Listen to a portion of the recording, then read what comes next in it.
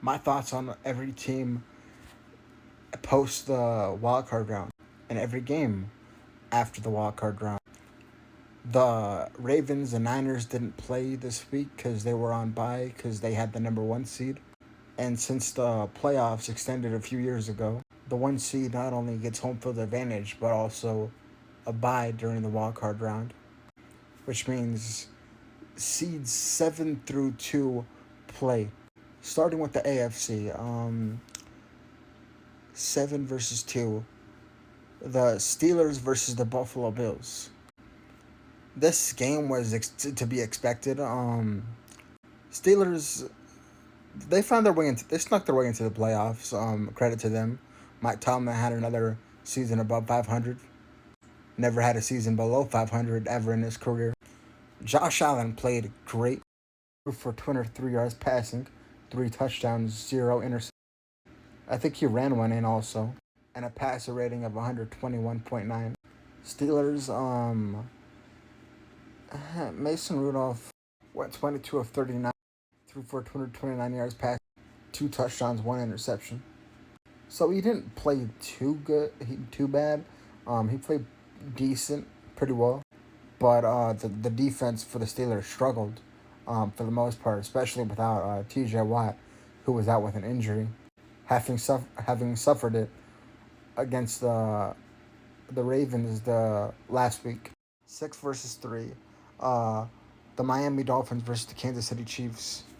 In a game that was so cold, Dolphins players needed to be thawed out. It looked like they did not want to be there. They got beat 26-7. To 20th threw for 199 yards passing, 1 touchdown, 1 interception. And Tyreek Hill had 5 receptions, 62 yards, and a touchdown.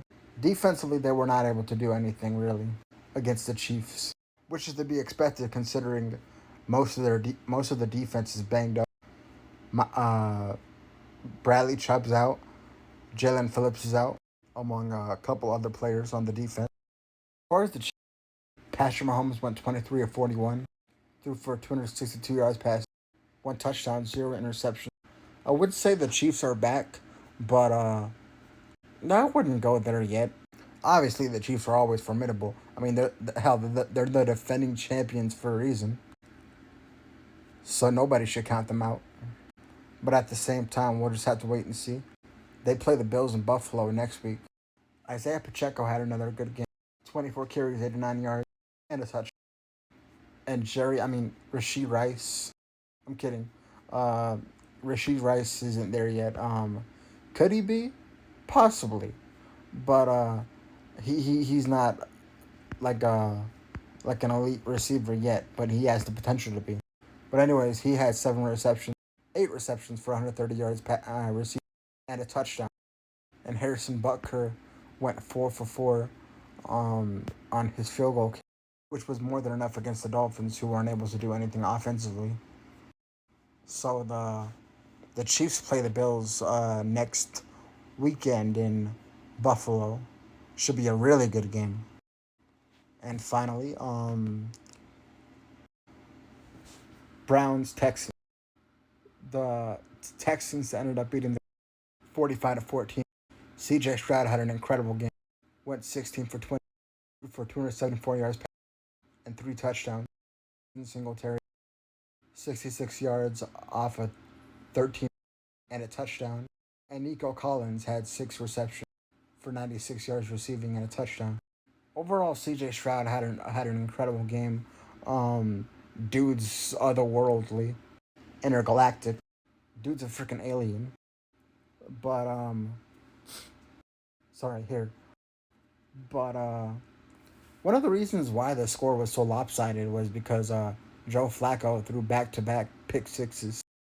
I think overall his stat line was he completed 34 passes out of 46 attempts, threw for 307 yards, 1 touchdown, 2 interceptions.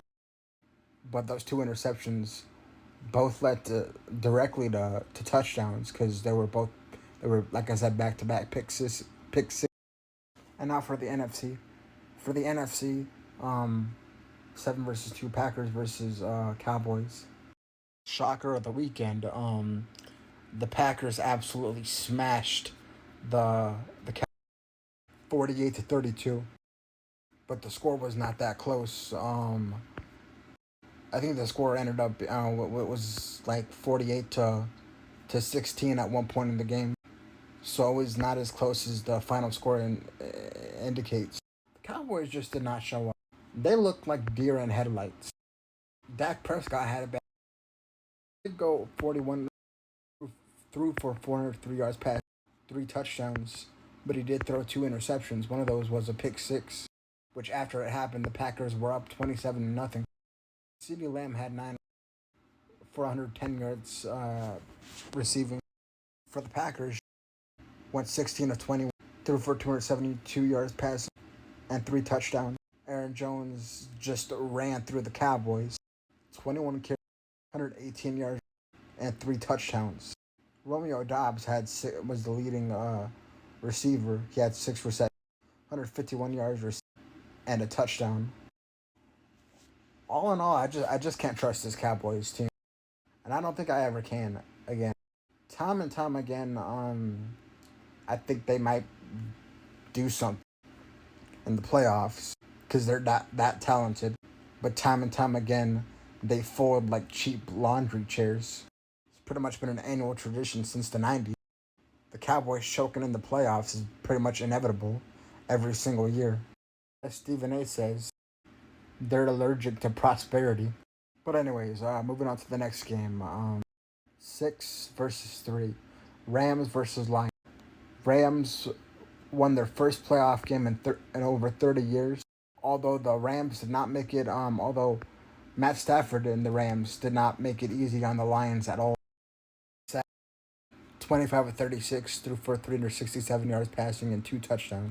One of those touchdowns was to Puka Nacua, who had 9 receptions, 181 yards receiving, and a touchdown. So he had a monster game. But really the story of this game was the red zone. The 3 red zone trips that the Lions took. They cashed in on all 3 of them for touchdowns. Meanwhile, the Rams settled for 3 every single time. And the Lions started off hot. They believe the score was 21-10. And then the offense kind of fizzled out in the second half for the Lions. Defense really stepped up. Like I said, forced the Rams offense into 3 field goals in the red zone, which helped them out tremendously. And then late in the game, I will admit the Lions probably got away with the call late in the game. That should have been pass interference or at least holding on the defense of the Lions. But I believe that even with a minute left, which I think the Lions would have had if they had gotten the ball back after that penalty, that would have been enough time for Jared Goff to score a touchdown or at least take a field goal to win the game. If the Rams had to settle for 3, that was. But late in the game, Jared Goff hit Amon-Ra for a first down to seal the game and send the Lions to the next, winning, like I said, their first playoff game since the 90s and sending the Rams home. And finally, the final game, 5-4, the Eagles versus the Bucs. The Eagles were the 5 seed because they limped into the playoffs. That's an understatement. Having lost 5 of the last 6 games to end the regular season. And they lost this game to the Buccaneers 32-9. Overall, the team just did not show. And it's been this way for the past couple of weeks. Offensively, Jalen Hurts, Jalen Hurts is struggling, and not to mention, he's also banged up. And A.J. Brown is really the only person that showed up for the game in terms of the receivers was Devontae Smith. He had 8 receptions for 148 yards. And defensively, for the Eagles, was pathetic. They missed every single tackle, basically. The touchdowns that they gave up to the Buccaneers were big plays where they just couldn't tackle anybody. And honestly, this collapse was to be expected, especially with the way the regular season ended for the Eagles. And I'm going to cook for at least a minute. The Eagles started the season, or they had just come off a Super Bowl loss, having almost won the Super Bowl against the Chiefs. The following season, they started the season off. This season, they started the season off 10-1. We're riding high, maybe a little too high. We're flying, in my opinion, a little too close to the sun, and got burned and got set ablaze. And honestly, or having won those close games, a couple of close games in a row, I feel like can take a toll on you physically and mentally, more so physically. So that could be another reason why they ultimately collapsed. But honestly, now they're in the same boat as the Cowboys, having to both watch the rest of the games from their couch. And really, ever since the Niners blowout loss, they just haven't looked the same. We're 1-4 since that. Now they're 1-5 since that, having been eliminated from the playoff. And honestly, there were signs of issues even in their wins, having beaten the teams that they beaten in close games. They got destroyed by the. Gave up a game-winning touchdown drive to Drew Lock. Escaped with the win against the Giants. Lost a 2-possession lead to the Cardinals. Shredded by the Giants in the first half of week. So they were pretty much in free fall since the Niners game. And if you ask me, I'd say that the Niners just took their souls like the Undertaker. And after getting blown out by the Niners and the Cowboys, the Eagles' confidence, and like I said, they just were never the same since. They tried to make a change by changing defensive coordinators. They had what was his name? They had their Eagles defensive coordinator. I forgot his name. Had Sean Desai step down as defensive coordinator, replaced him with Matt Patricia, who Nick Sirianni, the same coach that was trolling Chiefs fans after he had just won a regular season game against the same team that beat him in the Super Bowl. So I guess you can consider that karma.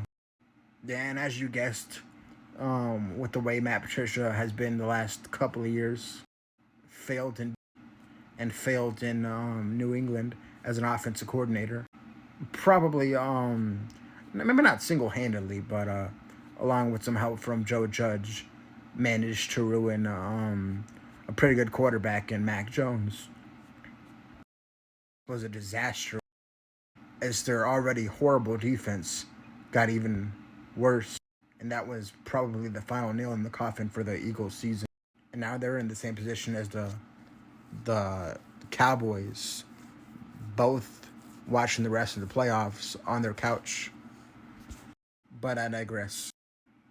Ultimately, this was one of the biggest all-time collapses I've ever seen for a team, other than the Steelers back in 2020 when they started off the season 11-0 and lost in the divisional round the wild card round to the Browns. The Eagles were 10-1, lost 6 of the last 7 games, and are now, like I said, eliminated from the playoffs. And if you ask me, I think Nick Sirianni needs to go. You can't really point to anything he does really well, other than run his mouth and pretty much make himself out to look like an absolute fool. But again, I digress. Eagles decided to play their starters in the first half of the Giants game, and they still got blown out and were still getting blown out by 24 at the end of the half. And not to mention, a lot of their players, some of their players got injured. Jalen Hurts suffered I think he suffered a broken finger or something, because his fingers looked crooked when he was on the sidelines of that. And this team just they just look like zombies, honestly. But It was another interesting. It was another interesting week of the season. First round of the playoffs. Heading into the second round, should be interesting again. Games include Texans at Ravens, Chiefs at Bills in the AFC, and in the NFC, Packers at Niners, and Buccaneers at Lions. So we'll see how this week goes, but it should be another exciting week. Go Lions.